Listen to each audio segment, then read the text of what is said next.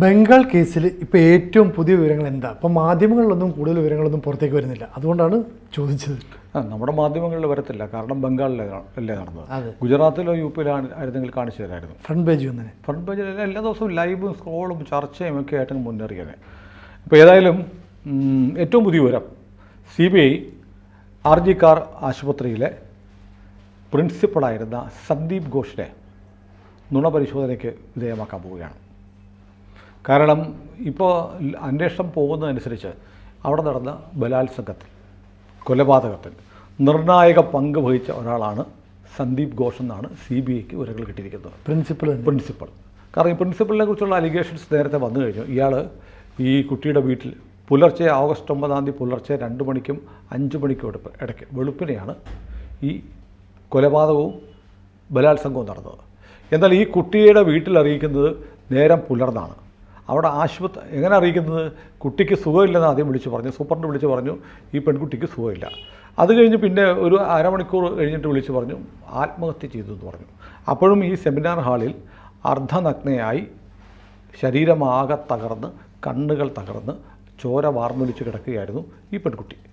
ലഭിക്കുന്ന റിപ്പോർട്ടുകൾ അനുസരിച്ച് സെമിനാർ ഹാളിൽ ആ ജഡം അവിടെ കിടക്കുമ്പോൾ തന്നെ ആശുപത്രിയിലെ പ്രധാനപ്പെട്ട വകുപ്പ് മേധാവികളെ വിളിച്ചു ചേർത്ത് ആ ജഡത്തിനടുത്ത് നിന്ന് ഈ സന്ദീപ് ഘോഷ് ഒരു അനൗദ്യോഗിക മീറ്റിംഗ് നടന്നിരുന്നു. ആ മീറ്റിംഗ് എന്തിനാണെന്നാണ് ഇപ്പോൾ അറിയേണ്ടത്.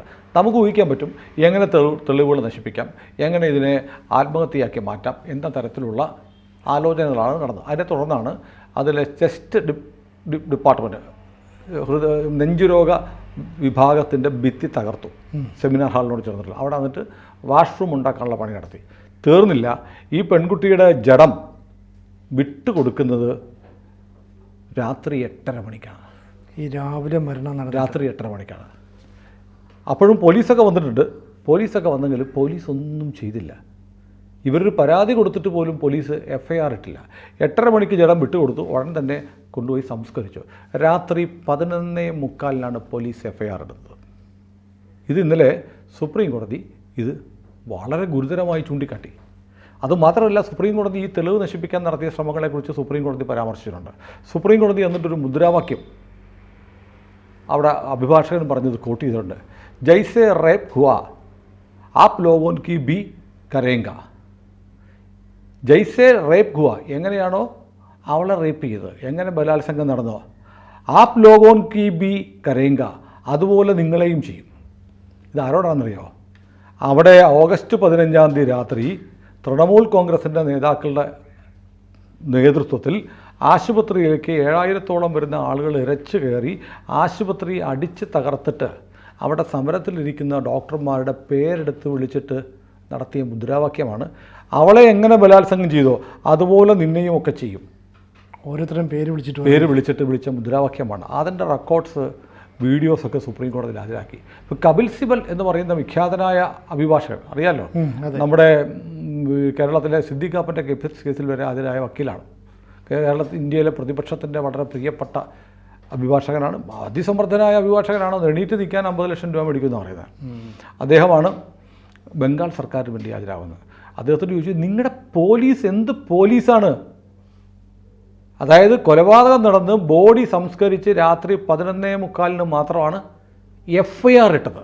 അപ്പോൾ ഇത് മൊത്തത്തിൽ കാണിക്കുന്നത് തുടക്കം മുതലേ ഈ കേസിനെ ഇല്ലാതാക്കാൻ ആശുപത്രി അധികൃതർ, പോലീസ്, ഭരണകൂടം തൃണമൂൽ കോൺഗ്രസിൻ്റെ സകലതുമായ മമതാ ബാനർജി ഉൾപ്പെടെയുള്ളവർ നേരിട്ട് പങ്ക് വഹിച്ചു എന്നാണ് ഇതിൽ വ്യക്തമാകുന്നത്. കാരണം ഈ ഡോക്ടറെ വിവാദം ഉണ്ടായ ഉടനെ സൂപ്രണ്ടിനെ സ്ഥലം മാറ്റി. ഇയാൾ രാജിവെക്കുന്നു, പ്രിൻസിപ്പൽ സ്ഥാനം രാജിവെക്കുമെന്ന് പറഞ്ഞു. ഉടനെ ഇയാളെ തൊട്ടടുത്തുള്ള നാഷണൽ ഇൻസ്റ്റിറ്റ്യൂട്ട് എന്ന് പറഞ്ഞ ബംഗാൾ സർക്കാരിൻ്റെ ഏറ്റവും വലിയൊരു ആശുപത്രിയിലേക്ക് സ്ഥലം മാറ്റി. ഇയാൾ കള്ളത്തരം പറഞ്ഞ് തെളിവ് നശിപ്പിക്കാൻ ശ്രമിച്ച് ഇയാളെയാണ് സ്ഥലം മാറ്റി സംരക്ഷിച്ചത്. ഉടനെ സുപ്രീം കോടതി പറഞ്ഞു ഇയാൾ ഒരിടത്തും ഒരു മെഡിക്കൽ കോളേജിൽ നിയമിക്കട്ടെ, ഇയാൾ അവധിയെടുത്ത് വീട്ടിലിരിക്കട്ടെ എന്ന് പറഞ്ഞതുകൂടിയാണ് ഇയാളെ വീട്ടിലിരുത്താൻ പറ്റിയത്. അങ്ങനെയുള്ള ഇയാൾ CBIയോട് ഒന്നും പറയുന്നില്ല, എല്ലാം കളവ് പറയും. എന്തുകൊണ്ട് നിങ്ങൾ തെറ്റായ വിവരം വീട്ടുകാരെ അറിയിച്ചു?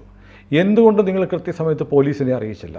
എന്തുകൊണ്ട് അവിടുത്തെ തെളിവുകൾ നശിപ്പിക്കുന്ന തരത്തിലുള്ള നശിപ്പിച്ച് നിർമ്മാണ പ്രവർത്തനം നടത്തി തുടങ്ങിയ ചോദ്യങ്ങൾക്കൊന്നും സന്ദീപ് ഘോഷ് മറുപടി പറയുന്നില്ല. എല്ലാ കാര്യങ്ങൾക്കും തെറ്റായ എല്ലാ കാര്യങ്ങളും തെറ്റായി പറയുക. അതോടൊപ്പം തന്നെ ഇപ്പോൾ അവിടെ തൃണമൂൽ കോൺഗ്രസിൻ്റെ MP ആയ സുഖേന്ദു ശേഖർ റായ് TMCയുടെ MP ആണ്.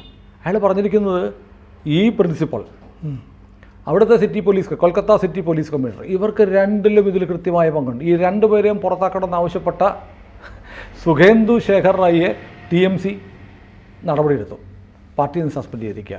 ഇപ്പോൾ CPMൻ്റെ രാജ്യസഭാ MP ആണ് ബികാഷ് രഞ്ജൻ ഭട്ടാചാര്യ. ഇദ്ദേഹം അഭിഭാഷകനാണ്. ഇദ്ദേഹമാണ് ബികാഷ് രഞ്ജൻ ഭട്ടാചാര്യ എന്ന MP, CPM നേതാവാണ്. അദ്ദേഹമാണ് ഈ പെൺകുട്ടിയുടെ മാതാപിതാക്കളുടെ അഭിഭാഷകൻ.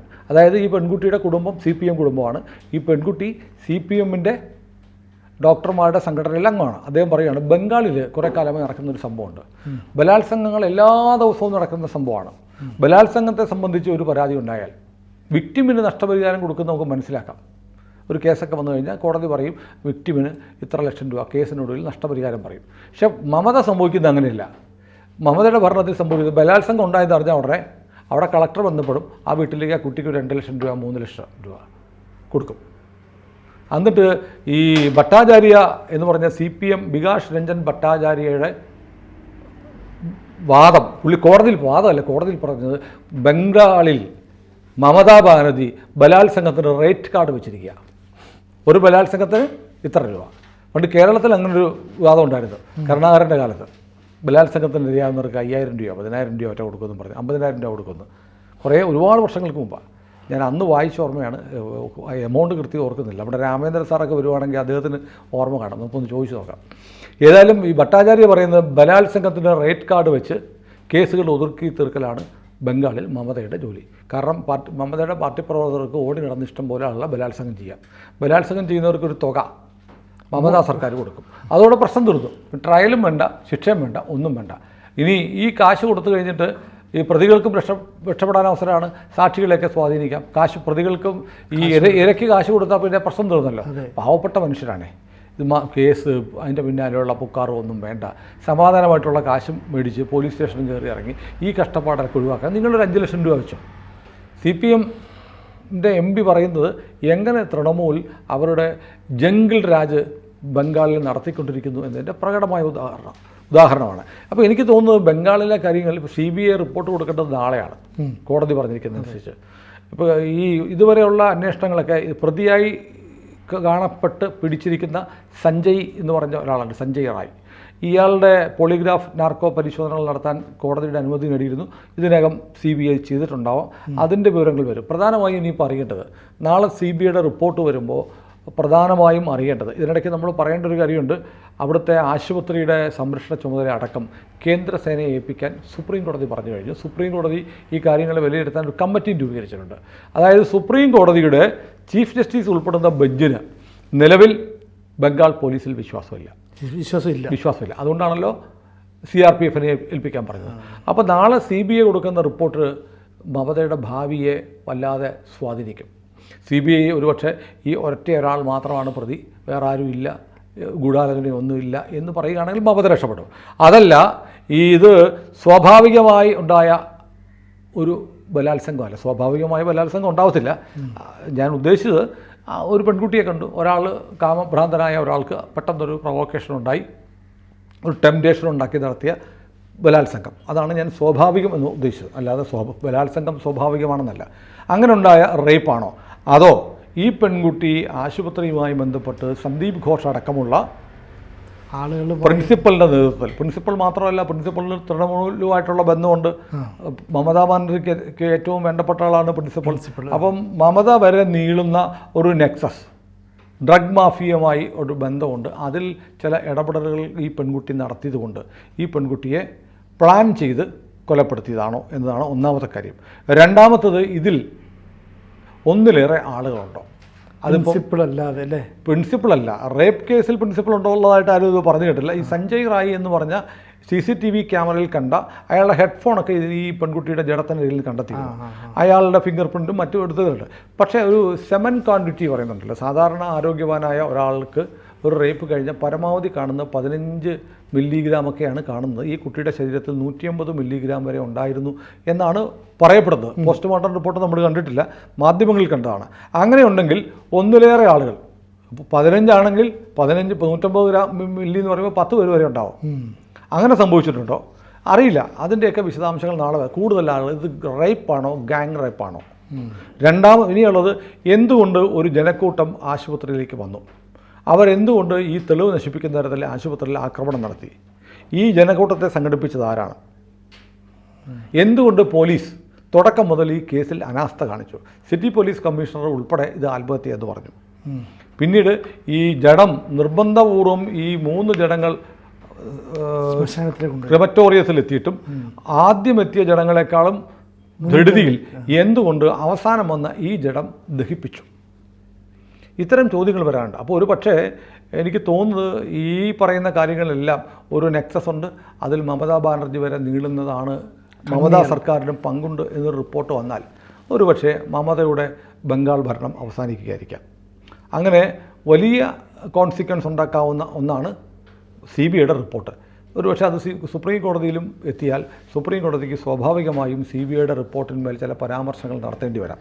അതല്ല, ഒരൊറ്റയാളേ ഉള്ളൂ ഇത് അങ്ങനെ ആക്സിഡൻ്റലി അല്ലെങ്കിൽ ഒരാളുടെ മാത്രം ഒരു ലൈംഗിക അക്രമമായി ചിത്രീകരിക്കപ്പെട്ട് ഒതുങ്ങുകയാണെങ്കിൽ ഒരുപക്ഷെ ഈ പ്രക്ഷോഭവും ഒക്കെ കഴിഞ്ഞ് മമത രക്ഷപ്പെടുന്നൊരു സ്ഥിതി ഉണ്ടായേക്കാം. പക്ഷേ CBIയുടെ റിപ്പോർട്ട് വളരെ പ്രധാനമാണ്. നാളെ അത് കോടതിയിലെത്തിയാൽ, നാളെ റിപ്പോർട്ട് പുറത്തു വരികയും അത് സുപ്രീം കോടതിയിലെത്തുകയും ചെയ്താൽ കപിൽ സിബലല്ല ആര് തലകുത്തി നിന്നാലും മമതയെ രക്ഷിക്കാൻ കഴിയില്ല. കേസിൽ എന്തായാലും സന്ദീപ് ഘോഷ് ഈ കേസിലെ പ്രതിയാകും എന്നത് ഉറപ്പാണ്. അയാൾ ഒരു ചെറിയ മീനല്ല, തൃണമൂലിൻ്റെ ഏറ്റവും ബന്ധപ്പെട്ട ഒരാളാണ്, മമതയുടെ ഏറ്റവും വിശ്വസ്തനായ ഒരാളാണ്. അയാളുടെ തുറന്നു പറച്ചിലും കാര്യങ്ങളിലേക്ക് പോവുകയാണ്. ഫോറൻസിക് പരിശോധന അടക്കമുള്ളതിൽ ഇതിൽ ഗാങ് റേപ്പാണോ എന്നടക്കമുള്ള കാര്യങ്ങളൊക്കെ നാളെ വരും. രാജ്യം കാത്തിരിക്കുന്നത് CBIയുടെ റിപ്പോർട്ടിന്മേലാണ്.